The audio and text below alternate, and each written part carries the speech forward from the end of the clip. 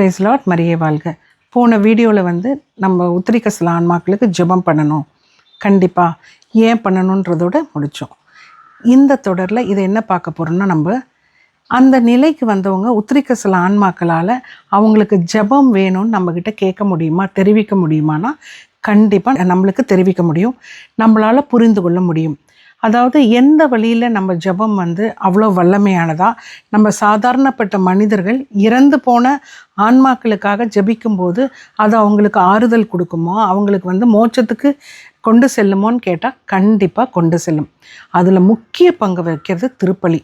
திருப்பலி இறந்த ஆன்மாக்களுக்கு ஒப்பு கொடுக்கப்படும் போது அவங்க பியூரிஃபிகேஷன் அதாவது ஸ்டேஷன்னு சொல்லுவாங்க, உத்திரிக்க ஸ்தல நிலையில் இருந்தாங்கன்னா கண்டிப்பாக திருப்பலி வழியாக அந்த ஆன்மாக்களுக்கு அந்த பியூரிஃபிகேஷன் கொஞ்சம் சுலபமாக ஃபாஸ்ட்டாக நடக்குமா.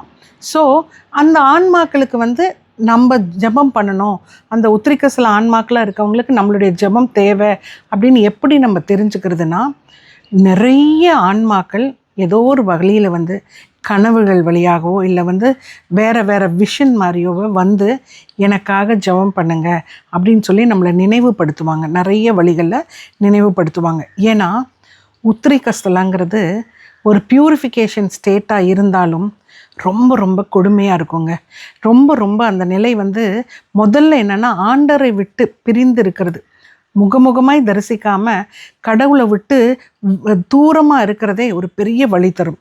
இன்னொன்று, உத்திரிக்க ஸ்தலம்னா ஒரு பியூரிஃபிகேஷன். ஒரு எக்ஸாம்பிள், ஒருத்தர் கல்யாணத்துக்கு போகிறாராம், ஒரு ஒயிட் ட்ரெஸ்ஸு, அழகான ஒரு ஒயிட் ட்ரெஸ் எடுத்து அந்த வெட்டிங்க்கு போகிறதுக்கு எடுத்து வச்சுருக்காரு. அதில் பார்த்திங்கன்னா சின்னதாக ஒரு இன்க்கு கரை, ஏதோ ஒரு சின்ன கரை பட்டுருது. அவர் அதுலேயேவா போவார்? போக முடியாது. ஸோ அது ஒரு பெரிய வெட்டிங், நிறைய பேர் வர்றதுக்கு. உடனே அவர் என்ன பண்ணுறாரு, அந்த கரையை தொடச்சிட்டு அது புதுசாக பழைய மாதிரி வெள்ளையாக பளிச்சுன்னு இருந்தோன்னே கல்யாணத்துக்கு போகிறாரு. அந்த மாதிரி தான் உத்திரிக்க ஸ்தலங்கிறது ஆண்டவரை சந்திக்கிறதுக்கு முன்னாடி, அந்த பெரிய விருந்துக்கு போகிறதுக்கு முன்னாடி, அந்த மோட்சத்துக்கு போகிறதுக்கு முன்னாடி நம்மளுடைய சின்ன சின்ன குறைகள், கரைகள், தடைகள் எல்லாத்தையும் விட்டு விலகி ஒரு தூய்மையான பியோர் ஹார்ட்டோட போகிறதுக்கு தான் அந்த நிலை. அப்புறம் இன்னொன்று, நம்ம இறந்த பிறகு அவங்களுக்காக ஜெபம் பண்ணுங்கிறதுக்கு இன்னொரு முக்கியமான எவிட்டபிள் தேவை என்னன்னா, அவங்க அன்பு எப்போவுமே மாறாதுங்க. அன்பு நிலையானது. நம்மளை விட்டு பிரிஞ்சு போனவங்களை பற்றி நம்ம எப்போவுமே நினச்சிக்கிட்டே தான் இருப்போம். அவங்களோட ஒரு ஃபோட்டோவை பார்த்தாவோ, நம்ம அம்மாவாக இருந்தால் கூட அவங்க இருந்த அந்த வெற்றிடத்தை நம்மளால் நிரப்ப முடியாது. அவங்க உடலால் இங்கே இருக்க மாட்டாங்க, ஆனால் அவங்களுடைய ப்ரெசன்ஸ், அவங்க இருந்தது எல்லாமே நம்மளால் உணர முடியும். ரொம்ப மிஸ் பண்ணுவோம், ரொம்ப கஷ்டப்படுவோம். அந்த சமயத்தில் இது என்னத்தை காமிக்குதுன்னா, அன்பு, அவங்க மேலே வச்சுருந்த நம்மளுக்கு இருந்த லவ். அந்த அன்பு எப்போவுமே நிலையானது. அன்புக்கு செப்ரேஷனே கிடையாது. உயிரோடு இருக்கும்போது தான் அன்பு செய்வேன், இறந்த பிறகு நான் அன்பு செய்ய மாட்டேங்கிறதே கிடையாது.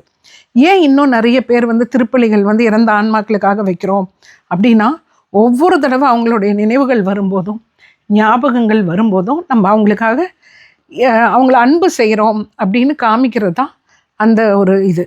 அதுக்கு இந்த ஜெபம் ரொம்ப முக்கியம். எப்படி அன்பு நிலையானதோ இறந்த பிறகும் தொடருமோ, அதுபோல் அவர்கள் நமக்கு பிரியமானவர்கள், நம்மை விட்டு பிரிந்த ஆன்மாக்களுக்கு நம்முடைய ஜெபம் ரொம்ப ரொம்ப தேவையானது. அன்பை போல் நம்ம அவங்கள அன்பு செய்கிறோன்னா கண்டிப்பாக நம்ம அவங்களுக்காக வேண்டிக் கொள்ள தான் வேணும். இல்லை அவங்க உத்திரிக்க ஸ்தலமாக இல்லை மோட்சத்துக்கு போயிட்டாங்களாலும் நம்ம அன்பை எப்படி காமிப்போம்? அவங்களுக்கு ஜெபம் பண்ணும்போது அவங்களுக்கு ரொம்ப மகிழ்ச்சியாக இருக்கும். ஆண்டவரோட முகமுகமாக தரிசித்து மோட்சத்தில் இருக்கும் போதும் அவங்க ரொம்ப சந்தோஷப்படுவாங்க. ஐயோ, என் பொண்ணு என்னை நினச்சி ஜெபம் பண்ணுறா, எனக்கு பூசை ஒப்பு கொடுக்குறா அப்படின்னு சொல்லிட்டு அவங்க மகிழ்ச்சியோடு இருக்கும்போது ஆண்டவருக்கு அது ரொம்ப பிடிக்கும். அதுதாங்க அன்பு.